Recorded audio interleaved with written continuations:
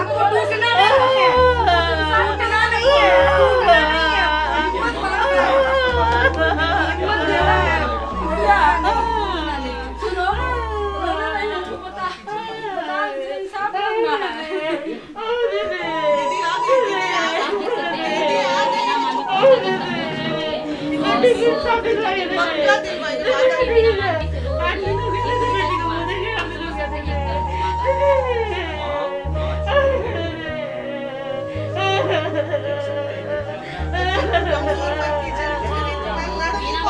देख सकते हैं कि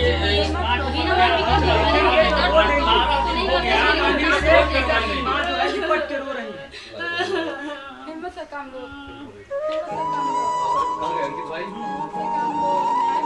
रोने से कुछ सिखाना नहीं है। अब उस बेटी के लिए न्याय मांगना है, हम लोग लड़ेंगे उसके लिए, टूटेंगे नहीं। आ जाइए है ना, हिम्मत दे जाइए, शांति मिलेगा।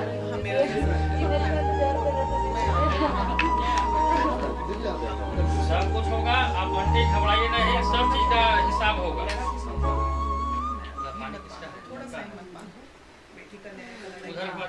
औरंगाबाद के नवीनगर में है जहां श्रेया की हत्या हो जाती है। माँ है, बीना मालवी है, उनकी टीम है, प्रियंका झा जी हैं। जैसे ही महिला विकास मंच की यहाँ पे टीम आती है, पीड़िता की जो माँ है गले से लिपट कर रोने लगती है। अभी यहाँ पे देखिए किस प्रकार से बीना मालवी जी समझा रही है माँ को कि आप हिम्मत रखिए। उसको तेजाब लग रहा है, मुंह में डाला गया है दीदी, सर पे डाला गया है दीदी, पूरे शरीर को जलाया गया है तेजाब से दीदी। कितना बेटी मेरी तड़पी होगी दीदी, कितना तड़पी होगी दीदी, मम्मी मम्मी करके पुकार रही होगी दीदी। अब बेटी को नहीं पहुँचा पा दीदी, नहीं पहुँचा पा दीदी, नहीं पहुँचा पा दीदी। एकदम नहीं सोचना, लड़ना है, अब लड़ना, बेटी की आत्मा भटक रही है, ऐसे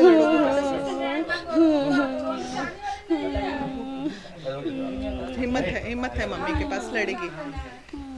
शांत हो जाओ तुम, ठीक है, पहले शांत हो जाओ तब ना हम बात करेंगे। कैसे बात करेंगे तुमसे, बताओ। आप देखिए ना, निर्भया की मम्मी कितनी संघर्ष की, लेकिन वो टूटी नहीं, क्योंकि अब श्रेया इस दुनिया में नहीं है। लेकिन निर्भया की माँ की तरह आपको कलेजा को पत्थर बनाना पड़ेगा और हमें लड़ना पड़ेगा, हर सांस तक लड़ना पड़ेगा। आज निर्भया को 7 साल लग गया था उसके कातिल को सजा सुनाने में, लेकिन श्रेया के लिए हम लोगों को मिलके लड़ना होगा।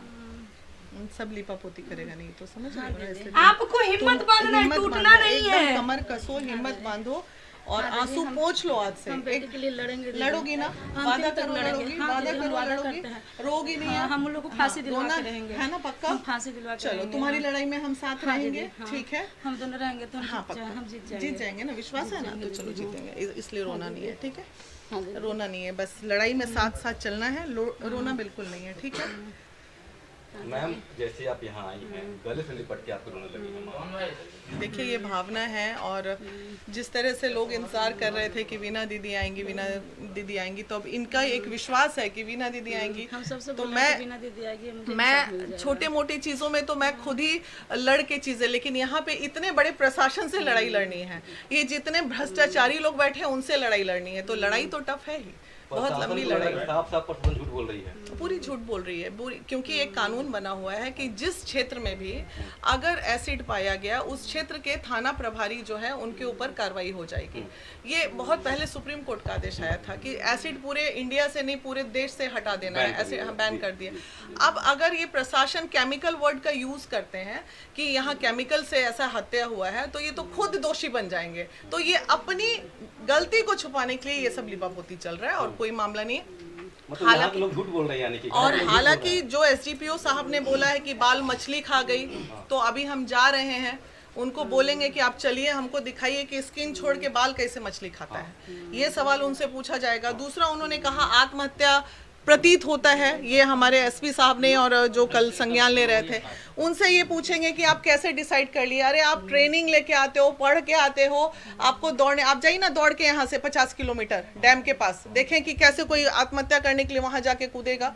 आप तो बोल भी नहीं सकते हैं ये वर्ड। अभी जांच नहीं हुई है, आपने प्रतीत कर दिया आत्महत्या, मतलब आपकी मंशा तो सामने नजर आ गई कि आप किसी तरह इस केस को दबाना चाह रहे हैं और हम दबने देंगे नहीं, ये तय है। हम साफ साफ दिख रहा है, उसको कैसे दबा सकते हैं? अरे जो दिख रहा है सांच को आज क्या क्या मैं झूठ बोल रही हूँ या तस्वीरें झूठ बोल रही हैं या लोग झूठ बोल रहे हैं, आप दिखती हुई चीज को झुठलाने पे लगे हुए हैं।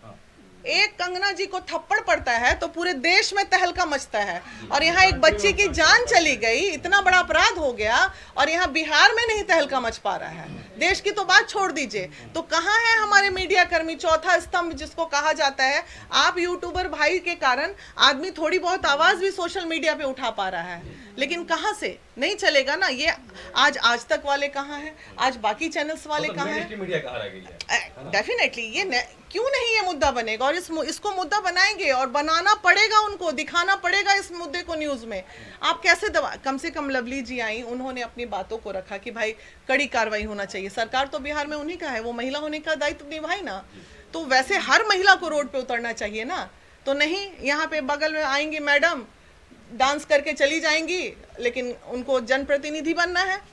बिना एक सवाल है, अभी के समय में जो है खासकर छात्राएं सुरक्षित नहीं है, तो आखिर में गलती कहाँ होती है कि बार बार रेप की जो है समस्या सामने देखिए, आती है? थोड़ी सी गलती जो है माता सामने है, मैं बोलूंगी कहीं ना कहीं हमारे पेरेंटल चूक भी हो जाती है।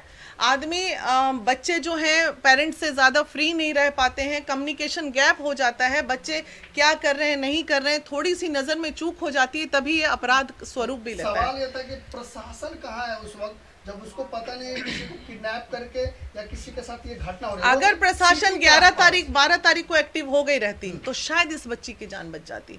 अगर जिस दिन इसकी माँ पहुंची थी थाने, उसी वक्त इनके साथ चारों तरफ छापेमारी हो गई रहती, 2 घंटे का काम था प्रशासन के लिए, अगर ये कर लेता तो शायद बच्ची जिंदा होती। लेकिन रेप की जो समस्या है ये सबसे बड़ी समस्या है। इस मामले में अगर प्रशासन चूक कर रही है, देरी कर रही है, तो अगर कोई छोटी समस्या, उस समस्या को तो प्रशासन दबा देती है। देखिए, यहाँ पे कहीं ना कहीं जब कोई अपराध पनपता है तो एकदम अंतर्यामी प्रशासन भी तो नहीं होते हैं ना, कि उन्हें पता होता है कि यहाँ एक कांड होने जा रहा है। प्रशासन का काम ही है कि अपराध होने के बाद पहुँचता है। मैडम 8 दिन हो गए, लेकिन इस कांड का खुलासा क्यों नहीं हो लेकिन रहा है? अपराध होने के बाद पहुंचता है तो उसमें कम से कम आप लोग बेईमानी मत कीजिए, वहां के बाद अपने कर्म को अच्छा रखिए। आप श्रेया के घर पे आई है, माँ के साथ क्या संतावना आप कर रहे हो?